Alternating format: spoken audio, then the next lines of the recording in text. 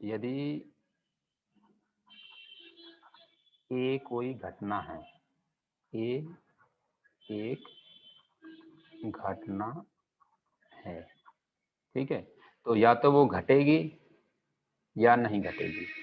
तो मान लेते हैं कि एन ए वो तरीके हैं, वो रास्ते हैं जिससे घट सकती है, टोटल कुल उन रास्तों की संख्या जिससे घटना घट सकती है, घटना घटने के कुल तरीके, घटना घटने के कुल तरीके, ठीक है। N A dash, N A dash का क्या मतलब है? घटना घटने के, घटना ना घटने के, घटना ना घटने के, ना घटने के कुल तरीके, घटना ना घटने के, ध्यान से समझे थोड़ा। घटना घटने के एन ए, घटना ना घटने के एन ए डैश, ठीक है। दो ही बातें होती हैं, या तो घटेगी या नहीं घटेगी। ऐसा तो होगा नहीं कि दोनों एक साथ हो जाएंगी एक बार में, एक ही होगा, एक बार में एक ही होगा।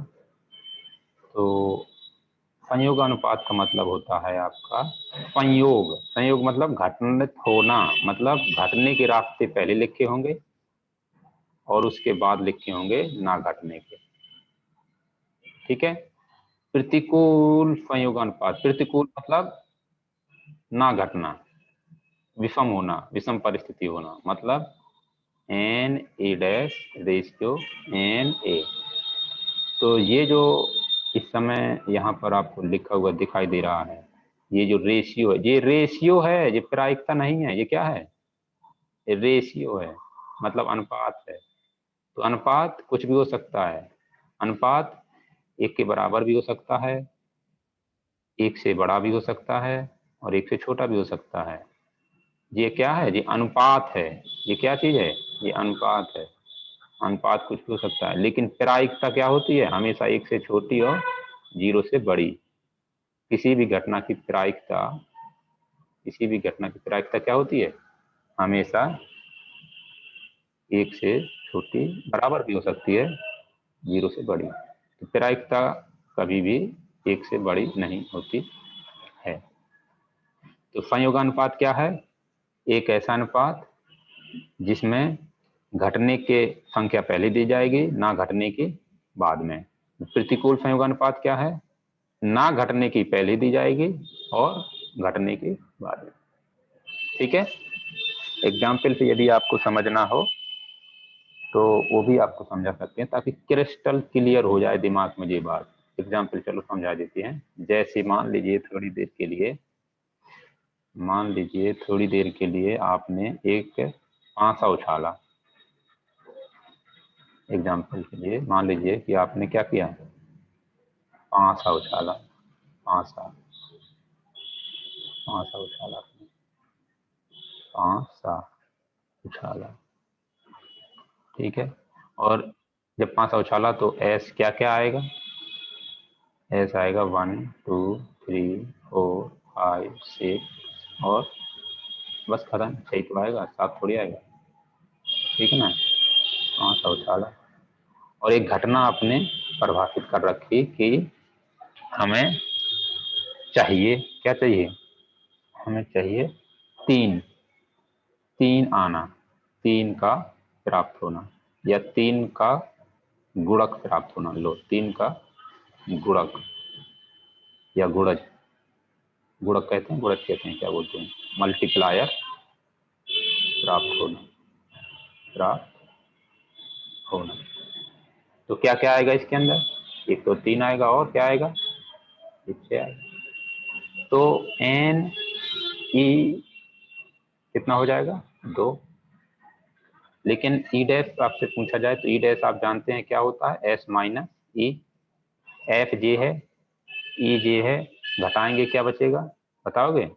3 6 को छोड़ के सब कुछ बचेगा, 1 2 4 और 5। तो एन ई डैश कितना हो गया? 4। तो आपसे यदि पूछा जाए कि घटना ई का संयोगानुपात निकालिए, संयोग अनुपात, संयोगानुपात, तो कितना हो जाएगा, N E ratio N E dash, N E कितना निकाला आपने, 2, रेशियो एन ई डैश कितना निकाला, 4, कितना हो जाएगा, 1 रेशियो।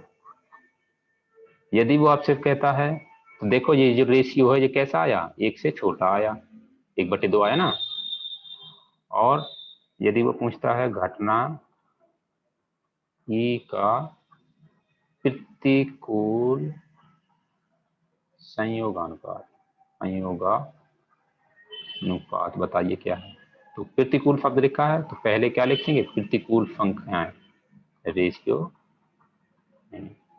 तो कितना हो जाएगा जी, प्रतिकूल वाले कितना है 4, अनुकूल वाली कितनी है 2, तो क्या लिखेंगे यहाँ पर,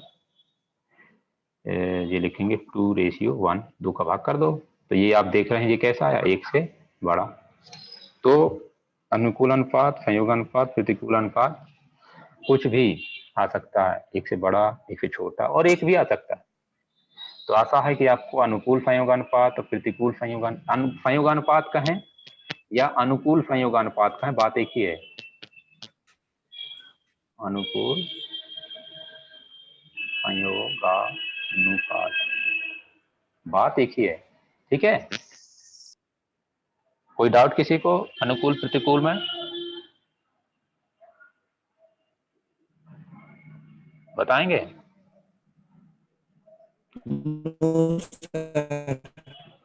ठीक है, अब ये वाला क्वेश्चन हम करते हैं। तो देखो यहाँ पर 2 लोग हैं, बड़ा इंटरेस्टिंग क्वेश्चन है, मस्त एकदम झकास।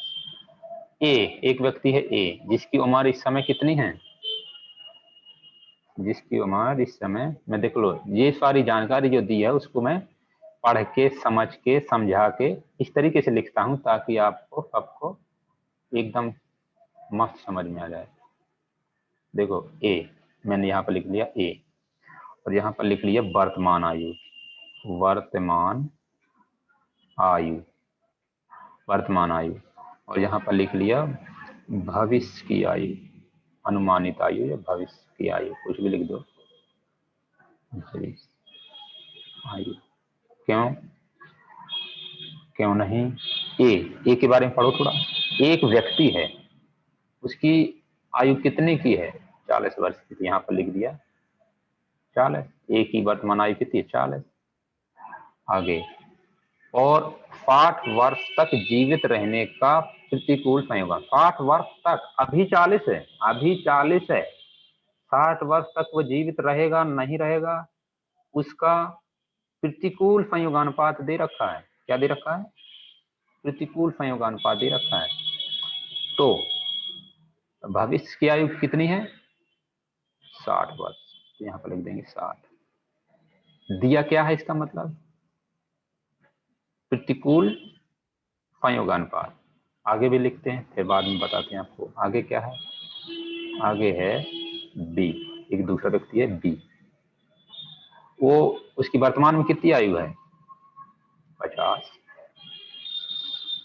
भविष्य में कितना दिन और जीवित रहने की चर्चा हो रही है, 70, उसका भी प्रतिकूल संयोगानुपात दे रखा है, तो यहाँ पर लिख लेते हैं प्रतिकूल संयोगानुपात, प्रतिकूल संयोगानुपात। ए के बारे में कितना दिया है, 10/7, मतलब 10:7। बी का कितना दिया है, 3:2। क्या मतलब है इसका, इसका क्या मतलब है, प्रतिकूल संयोगानुपात, समझ रहे हो, इसका मतलब है प्रतिकूल संयोगानुपात। प्रतिकूल संयोगानुपात क्या होता है, यदि कोई घटना ए है तो उसके लिए प्रतिकूल संयोगानुपात क्या होता है, एन ए डैश, प्रतिकूल मतलब ना घटने की और फिर बाद में घटने की। ए डैश का मतलब क्या है, ए 40 से 60 वर्ष तक जीवित नहीं रहेगा। ए का मतलब क्या है, ए 40 से 60 वर्ष तक जीवित रहेगा। समझ रहे हैं? इसी तरीके से जो नीचे बी है तो उसके बारे में क्या, वो भी प्रतिकूल संयोगानुपात है, दोनों प्रतिकूल संयोगानुपात है। ध्यान से देखो, ध्यान से आंखें खोल के, एन बी डैश अनुपात N B, N B dash अनुपात एन बी। आपको ये बात समझ में आई होगी। बी डैश का मतलब क्या है कि बी है जो इस समय 50 का है और 70 साल तक जीवित रहेगा, उसको बोलेंगे बी, नहीं रहेगा उसको बोलेंगे बी डैश। ओके, ठीक है। अब आगे तो सवाल पढ़ो और पता क्या करना है, दोनों में से कम एक के इस समय से, इस समय का मतलब क्या है, वर्तमान, वर्तमान में ए है 40 का और बी है 50 का, अगले 20 साल तक जीवित रहने की प्रायिकता, क्या संभावना है कि वो अगले 20 साल तक भी जीवित रहेगा। अब यहां पर आपको एक बात समझना है कि इस दुनिया में जो भी व्यक्ति आया है उसको एक दिन जाना है। जाना है नहीं जाना है, कहाँ जाना है ये नहीं पता अब तक, और ना कोई साथ आया है ना किसी को साथ जाना है। ये जीने मरने के वादे इरादे, सिर्फ वादे वादे और इरादे ही रहते हैं। तो समझ आ रहा क्या कह रहे हैं? सबको अकेले आना है, अकेले जाना है। तो यहाँ पर मेरे कहने का ये मतलब है कि घटना ए और घटना बी दोनों स्वतंत्र घटनाएं, कोई जीवित रहेगा नहीं रहेगा, 20 साल तक रहेगा, अगले 50 साल तक रहेगा, ये सब स्वतंत्र घटनाएं हैं। किसी के हाथ में कोई बटन नहीं है, कोई रेडियो बटन नहीं है, कोई भी रिमोट नहीं है। तो यहाँ से आपको ये समझ में आ रहा होगा कि ए और बी दोनों कैसी घटनाएं हैं, स्वतंत्र घटनाएं। आपको ये ना पूछ लियो मुझसे कि कुछ लोग तो कहते हैं कि हम तो भाई साथ ही रहेंगे साथ ही मरेंगे। ऐसा नहीं होता है, ये सब कहने के लिए अच्छा होता है, कुछ बातें दीवार पर लिखी हुई हैं, अच्छी लगती हैं। ठीक है, अब हम आगे करते हैं सवाल को। तो क्या कह रहा, कम से कम, कहाँ गया सब, कर्सर खो जाता है, कम से कम एक के इस समय से अगले 20 साल तक जीवित रहने की, मतलब कम से कम एक का क्या मतलब होता है बताओगे? कम से कम एक का मतलब होता है A union B. A union B में हम जो भी आउटकम लिखते हैं वो कब लिखते हैं, जब ए में हो बी में ना हो, बी में हो ए में ना हो, ए बी दोनों में हो। तो इन तीनों को जब मिला देते हैं तो क्या बोलते हैं, कम से कम एक में तो है ही। तो अकॉर्डिंग टू क्वेश्चन हमें क्या निकालना है, प्रायिकता ए यूनियन बी। और ये आप बता सकते हैं क्या होता है, C A plus C B minus C A intersection B. C A, हाँ अब बताओ सी ए क्या आएगा, ये देखो ये आपको पता है, तो यहाँ से आप सी ए निकाल सकते हैं बहुत आसानी से। यहाँ से आप क्या निकाल सकते हैं, सी ए। सी ए का मतलब होगा N A upon N S. क्या होगा, N A upon N S. N A तो एन ए है, एन एस का मतलब है N A plus N A dash, घटना ना घटना टोटल। एन ए कितना है 7, और नीचे क्या आ जाएगा, दोनों का जोड़, तो कितना हो जाएगा 17। समझ गए? अब आगे यहाँ से हमें पीवी भी चाहिए, तो पीवी यहाँ से निकाल लेंगे, पीवी यहाँ से निकाल लेंगे। तो पी बी कैसे लिखेंगे, N B upon N B plus N B dash. तो एन बी कितना है, ध्यान से देखो, 2/2 + 3 5। समझ गए। तो ये इसकी भी जरूरत पड़ने वाली है। तो हमें ये पता चल चुका है, क्या चल चुका है कि ये दोनों घटनाएं कैसी हैं, स्वतंत्र हैं। तो इसको क्या लिख सकते हैं, P A into P B. ठीक है। तो पी ए कितना आया, कहाँ गया पी ए, ये P A 7/17 plus P B कितना आया 2/5 माइनस। ठीक है। और ये कितना आएगा बताओगे, ज्यादा लंबा हो गया ये लाइन। ये आपका कितना आएगा, P A into P B. तो पी ए कितना आया 7/17, पी बी कितना है 2/5। ठीक है। इसको हल करके बताओ फटाफट कितना आ रहा, सभी लोग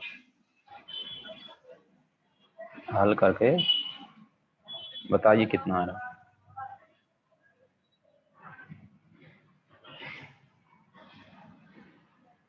कोई बताएगा कितना आ रहा हल करके।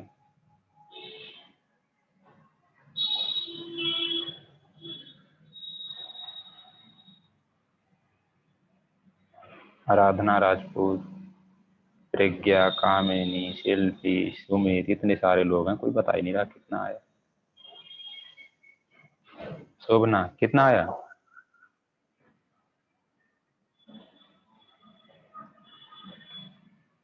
तुम लोग कहानी सुनते रहते हो तो केवल 11/17। ठीक है। तो ये आपका आंसर हो गया। 11/17 को परसेंटेज में थोड़ा चर्चा करें, कितना है परसेंटेज में थोड़ा सा चर्चा कर लेते हैं। तो कितना आएगा, मैं थोड़ा कैलकुलेट कर लूँ। 11/17 64.7%, 64 दशमलव दशमलव दशमलव 64.7%। कितनी परसेंट गारंटी है, लेकिन ये सब गारंटी है या संभावना, ये संभावना 100 से 0 हो जाती है, 0 से 100 हो जाती है, कुछ भी हो सकता है। ठीक है, इतनी है संभावना। आंसर आप चेक कर सकते हैं। तो अंत में आपको लिख देना है आंसर उसी की भाषा में। अतः दोनों में से, किस में से, दोनों में से, ए और बी में से, दोनों में से कम एक के इस समय से 20 वर्ष तक, अगले 20 वर्ष तक जीवित रहने की प्रायिकता 11/17 है। ठीक है। तो ये हो गया 19 नंबर। अब हम बात करते हैं 20 नंबर। किसी को डाउट इसमें, किसी को इसमें डाउट है, नहीं डाउट है।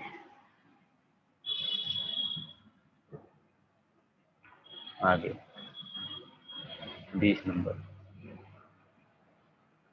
20 नंबर ध्यान से पढ़िएगा। कुछ लोगों का ये डाउट भी है, तो उनका डाउट क्लियर हो जाएगा और बाकी लोग सवाल करेंगे।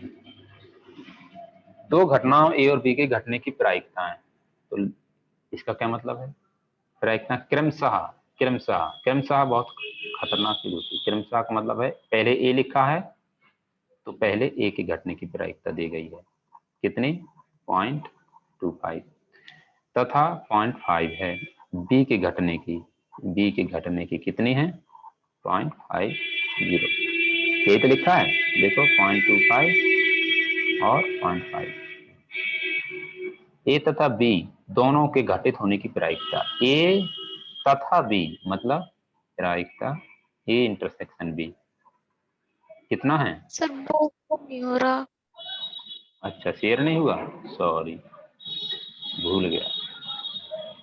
आप देख रहा, अच्छा। दो घटनाएं ए और बी के घटने की प्रायिकता 0.25 है और 0.5 है। तो ए के घटने की प्रायिकता कितनी है? 0.25। बी के घटने की प्रायिकता कितनी है? 0.5। तो ये लिख दिया मैंने यहाँ पर। ए तथा बी, ए तथा बी का मतलब ए इंटरसेक्शन बी, दोनों के साथ घटित होने की प्रायिकता कितनी है? 0.14। 0.14। समझ आ गया? अब आगे प्रायिकता ज्ञात कीजिए किसकी? ना ए घटित हो और ना बी घटित हो, ना ए घटित हो और ना बी घटित हो। तो मुझे इसको बताओगे किस तरीके से, क्या क्या निकालना है? ए घटना मतलब ए का ना घटना मतलब ए डैश, और का मतलब इंटरसेक्शन, ना बी का मतलब बी डैश। लो ये निकालना है। कुछ समझ आया? ना ए, ना ए, ना ए का मतलब क्या? ए डैश, ना बी का मतलब क्या? बी डैश, और इस और का मतलब क्या? इंटरसेक्शन। ये पता करना है। कैसे पता चलेंगे? तो इसको देखो क्या लिख सकते हैं, इसको लिख सकते हैं प्रायिकता A intersection, sorry, A union B. ऐसा लिख सकते हैं? नहीं लिख सकते हैं? डी मॉर्गन लॉ के अनुसार कक्षा 11 में पहला चैप्टर समुच्चय पढ़ा था, डी मॉर्गन नियम। सही लिखा है गलत लिखा है? ये कैसे आ गया? ये आ गया De Morgan, De Morgan law का यूज किया, जहां पर आप जानते हैं ए यूनियन बी का बार लेते हैं तो कितना आता है? ए डैश, और यू का बार लेते हैं तो वो इंटरसेक्शन और बी डैश। तो इसकी जगह पर क्या लिख दिया? तो गए ठीक है संजना,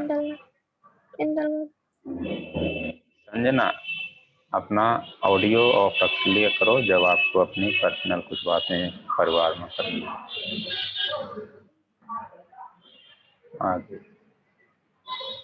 1 माइनस, ये कितना होता है? 1 minus P A union B, क्योंकि ए घटना है, बी एक घटना है, तो ए डैश बी डैश भी एक घटना है, तो उनका इंटरसेक्शन एक घटना है, तो उनका कॉम्प्लीमेंट भी एक घटना, तो ये घटना ही तो है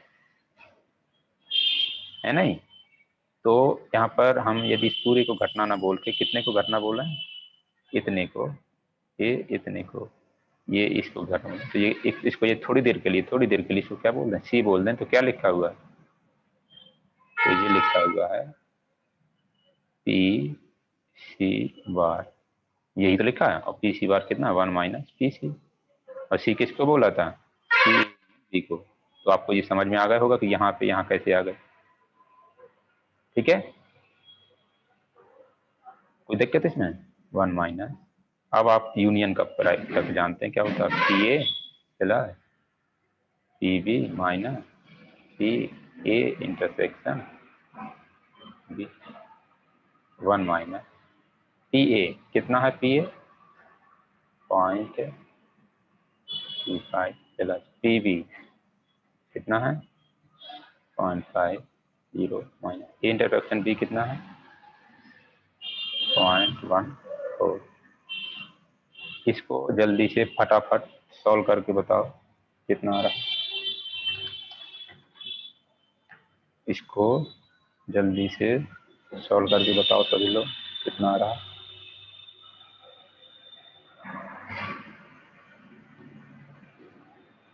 बताओगे कितना आ रहा? सॉल्व करते हैं।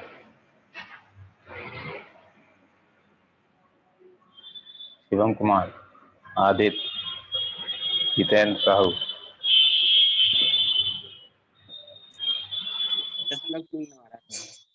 0.39, 0.39 आ रहा है, 0.3 नहीं आ रहा, 0.39। ठीक है, तो ये हो गया आपका सवाल नंबर 20।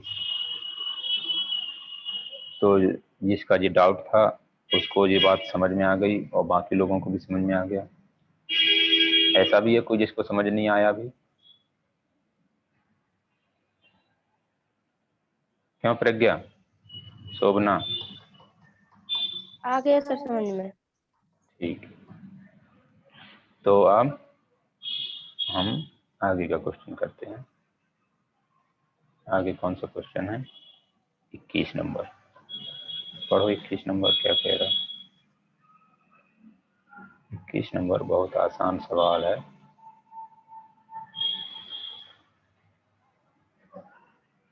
और ये है आपका 21 नंबर क्वेश्चन। एक छात्रावास में 60% विद्यार्थी हिंदी का अखबार पढ़ते हैं और 20% विद्यार्थी अंग्रेजी का अखबार पढ़ते हैं। हाँ, 40% अंग्रेजी का, 20% ऐसे हैं जो दोनों पढ़ते हैं। और फिर एक छात्रा को चुना गया। तो गर्ल्स हॉस्टल है जी। कौन सा हॉस्टल है?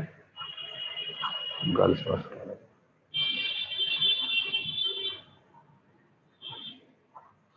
तो इस तरीके से वेन डायग्राम बना लेते हैं। वेन डायग्राम बनाने के बाद आपको पता चलेगा कि ये मान लीजिए हिंदी पढ़ने वाले हैं, ये मान लीजिए इंग्लिश पढ़ने वाले हैं। इसका नाम एच रख देते हैं सुविधा के लिए। इसका नाम ई रख देते हैं। ठीक है, इसका नाम ई रख देते हैं। एच का मतलब क्या है? एच का मतलब है हिंदी पढ़ने वाले छात्र, हिंदी का अखबार पढ़ने वाले छात्र, हिंदी का अखबार पढ़ने वाले छात्र। ई का मतलब क्या है? अंग्रेजी का अखबार पढ़ने वाले छात्र,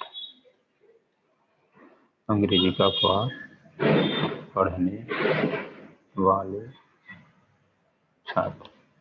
ठीक है, यहाँ तक कोई समस्या नहीं। परसेंटेज में सब कहानी दे रखी है, तो चलो परसेंटेज में लिख लेते हैं या फिर डेसिमल में लिख लो। हमें फाइनल आंसर काय में लिखना होगा, परसेंटेज में, क्योंकि सारी जानकारी काय में दे रखी है। परसेंटेज में तो हमारा भी आंसर काय में आना चाहिए, परसेंटेज में। तो लिखते हैं।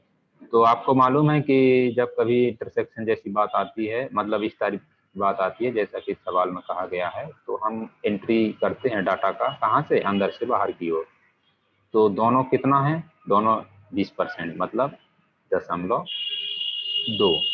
या यूं कहें, ऐसा कह देते हैं, संख्या के रूप में लिख लेते हैं, ज्यादा आसान रहेगा। मान लेते हैं कि टोटल छात्रावास में कितने छात्र रहते हैं? 100। टोटल कितने रहते हैं? 100।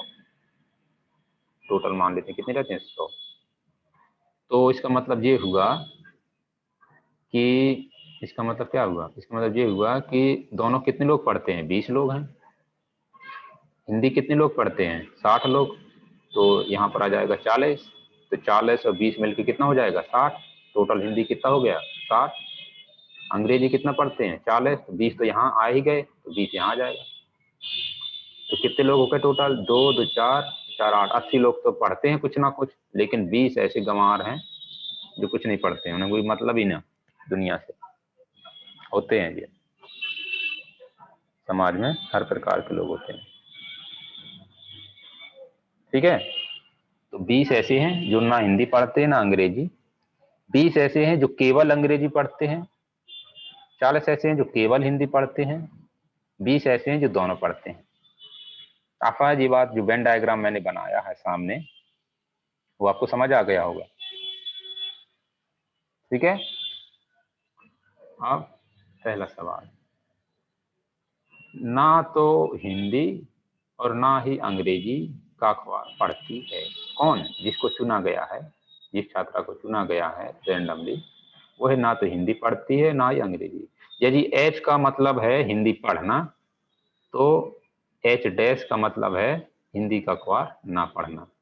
तो ई डैश का मतलब है अंग्रेजी का अखबार ना पढ़ना, हिंदी का अखबार ना पढ़ना। यहाँ लिख लेते हैं, हिंदी का अखबार ना पढ़ना। इसका मतलब क्या है? अंग्रेजी का अखबार ना पढ़ना। ये बात समझ में आ गई होगी। तो पहले सवाल के हिसाब से हमें क्या निकालना है? पहले सवाल में प्रायिकता, ना तो हिंदी पढ़ती है ना अंग्रेजी पढ़ती है, बीच में और लिखा है, इसका मतलब आपको निकालना H dash intersection E dash, ये निकालना H dash intersection E dash. तो H dash intersection E dash निकालना है तो क्या लिखेंगे? N H dash intersection E dash upon N S, N H dash H S. तो मतलब ना हिंदी ना अंग्रेजी, तो इसके बाहर की कहानी, इसकी चर्चा हो रही फिर। क्यों?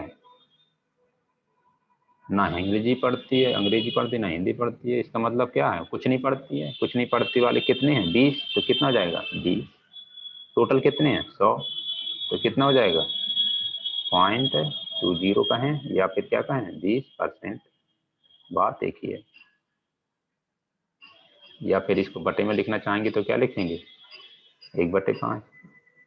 सही है? गलत है? आप ये भी लिख सकते हैं, ये भी लिख सकते हैं, ये भी लिख सकते हैं, लेकिन ज्यादा सही लिखना कौन सा रहेगा यहाँ पर इस सवाल में? परसेंटेज। क्यों? क्योंकि सब कुछ काय में दिया है? परसेंटेज। ठीक है। अब सवाल नंबर 2। सवाल नंबर 2, वह हिंदी का अखबार पढ़ती है। ध्यान से पढ़ो, यदि लिखा है, यदि कंडीशन लग गई, शर्त लग गई, यदि वह हिंदी का अखबार पढ़ती है तो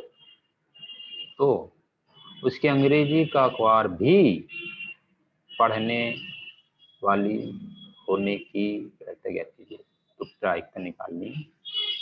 दिया गया है, क्या दिया गया है? कि वह हिंदी पढ़ती है, हिंदी का अखबार पढ़ती है, वह हिंदी का अखबार पढ़ती है, ये दिया गया है। जो दिया गया होता है वो नीचे लिखते हैं। तो प्रायिकता ज्ञात करनी है किसकी? कि वह अंग्रेजी का भी पढ़ती है, मतलब आपको क्या निकालना है? ई बाई एच। और ये क्या होता है?